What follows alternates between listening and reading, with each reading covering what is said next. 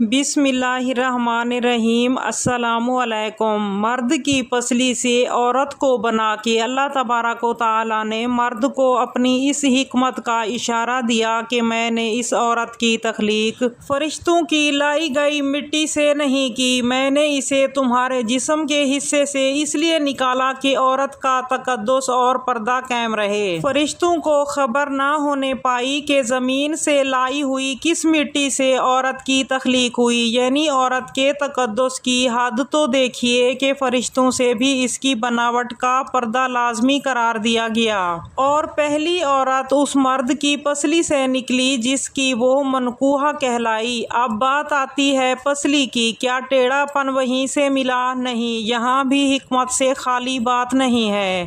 انسانی جسم میں دل اور بہت سے نازک حصے پسلی کے پیچھے چھپے ہوتے ہیں، یعنی پسلی ایک ڈھال ہے۔ اس نازک حصے کے لیے تو اللہ تبارک و تعالیٰ نے عورت کو پسلی سے نکال کر یہ نہیں بتایا کہ عورت میں ٹیڑھا پن ہے، بلکہ اس عورت کو پسلی کی تخلیق کر کے یہ بات سمجھا دی کہ عورت وقت پڑنے پر ڈھال بھی بن سکتی ہے۔ حضور پاک صلی اللہ علیہ وآلہ وسلم صحابہ کرام کی مجلس میں جلوہ فرما تھے کہ ایک شخص حاضر ہوا اور عرض کرنے لگا، یا رسول اللہ صلی اللہ علیہ وآلہ وسلم، کوئی ایسا مومن بھی ہے جو جہنم میں رہے گا؟ حضور پاک صلی اللہ علیہ وآلہ وسلم فرمانے لگے، ہاں، ایک شخص ایسا ہوگا جو جہنم کی گہرائی میں 1000 سال تک رہے گا اور مسلسل اونچی آواز میں پکارتا رہے گا، یا حنان یا منان۔ ایک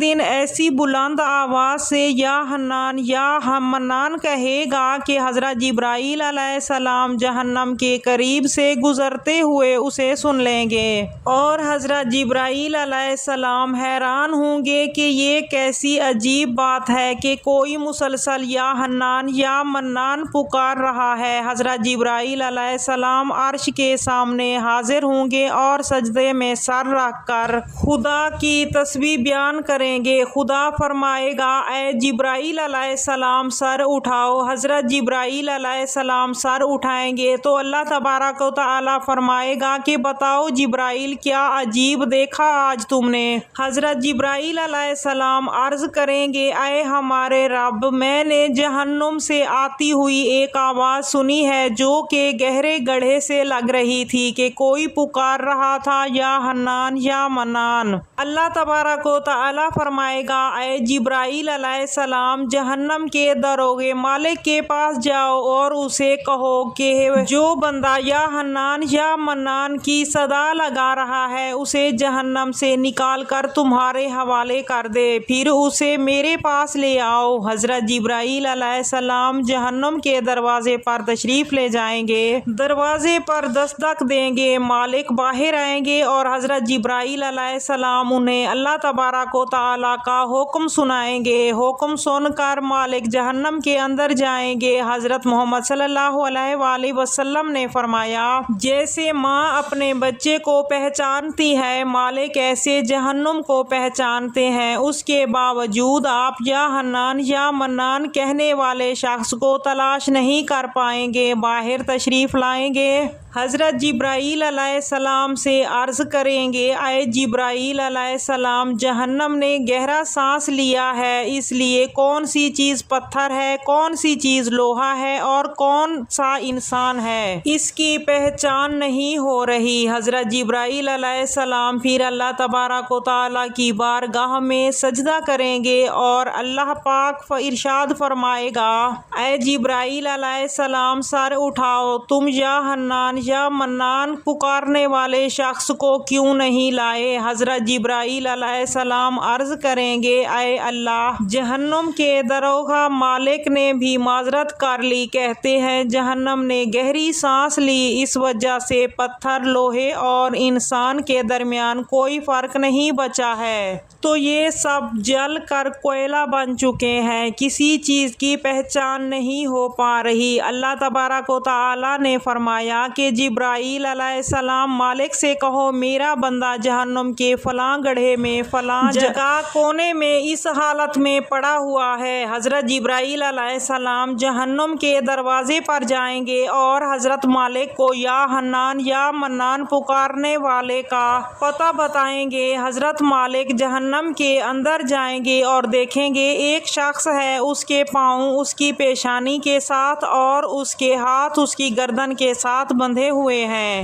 جہنم کے سانپ بچھو اس کے ساتھ لپٹے ہوئے ہیں۔ مالک اس کی زنجیریں توڑ دیں گے اور جہنم سے نکال کر حضرت جبرائیل علیہ السلام کو دے دیں گے اور حضرت جبرائیل علیہ السلام اسے عرش الہی کے سامنے لے کر حاضر ہوں گے، سر سجدے میں رکھیں گے۔ اللہ تبارک و تعالیٰ فرمائے گا جبرائیل علیہ السلام سر اٹھاؤ۔ حضرت جبرائیل علیہ السلام اپنا سر اٹھائیں گے۔ اللہ پاک اس بندے سے فرمائے گا اے بندے، کیا میں نے تیری بہترین تخلیق نہیں کی تھی؟ کیا میں نے تیری طرف رسول نہیں بھیجے تھے؟ کیا میرے رسولوں نے تمہیں میری بات نہیں سنائی تھی؟ کیا میرے رسولوں نے تمہیں نیکی کا حکم نہیں دیا تھا؟ کیا تجھے برائی سے منع نہیں کیا تھا؟ وہ بندہ ساری باتوں کو مانے گا، اقرار کرے گا، یا اللہ تو نے میری بہت اعلیٰ تخلیق فرمائی، تیرے رسول بھی تشریف لائے اور انہوں نے تیرے احکام بھی سنائے۔ اللہ پاک فرمائے گا فلاں فلاں گناہ تم نے کیوں کیا؟ وہ عرض کرے گا یا اللہ میں نے اپنی جان پر ظلم کیا جس کی وجہ سے مجھے جہنم میں ڈال دیا گیا۔ اے اللہ اس کے باوجود بھی میری ہمت نہیں ٹوٹی، مجھے تیری رحمت سے امید تھی، میں یا حنان یا منان پکارتا رہا، مولا تو نے مجھے اپنے فضل سے جہنم سے نکالا ہے، یا اللہ مجھ پر رحم فرما۔ اللہ پاک فرمائے گا اے فرشتوں گواہ ہو جاؤ، میں نے اس پر رحم کیا اور اسے معاف کر دیا۔ ناظرین آئیے اپنا اپنا محاسبہ کرتے ہیں، کیا ہم میں سے کوئی ایسا ہے جو یہ کہہ سکے کہ میں اپنے ایمان کا حساب کر سکتا ہوں؟ اپنے اپنے گریبانوں میں نظر ڈالیں جس پر ہمیں یقین ہو کہ ہمیں دوزخ میں نہیں ڈالا جائے گا۔ ہزاروں سال کی عبادتیں بھی رد ہوتی ہوئی دیکھی گئی ہیں، بس اللہ سے دعا کرتے ہیں کہ اللہ ہم جانتے ہیں کہ اگر ہمارے ایمان کا سخت حساب لیا گیا تو ہم نہیں بچ پائیں گے، ہم بے حد گناہ گار ہیں، لیکن اے اللہ ہم تیری رحمت کا سوال کرتے ہیں، ہم سے حساب اپنے عدل و انصاف پر نہ لینا بلکہ ہم پر اپنی رحمت اور عطا کا سایہ رکھنا۔ اے اللہ پاک ہماری دعا قبول فرما۔ قیامت کے دن جب لوگوں کے ایمان کا حساب کتاب ہو رہا ہوگا پر کچھ لوگ ایسے ہوں گے جن کو اللہ تبارک و تعالیٰ بغیر حساب کے جہنم میں بھیج دے گا۔ صحابہ کرام رضوان اللہ علیہم اجمعین نے عرض کی یا رسول اللہ صلی اللہ علیہ وآلہ وسلم وہ کون لوگ ہوں گے؟ نبی کریم صلی اللہ علیہ وآلہ وسلم نے فرمایا ظالم حکمران، وہ تاجر جو جھوٹ بولتا ہو، وہ بوڑھا جو شخص زنا کرتا ہو۔ نبی کریم صلی اللہ علیہ وآلہ وسلم نے فرمایا جس شخص میں یہ تین عادتیں پائی جائیں وہ جاہل ہے، جو سننے سے پہلے ہی جواب دینا شروع کر دیتا ہے، علم نہ رکھنے کے باوجود بھی فیصلے کرنے شروع کر دیتا ہے۔ اے اللہ پاک ہم سب کو نیک اعمال کرنے کی توفیق عطا فرما، آمین۔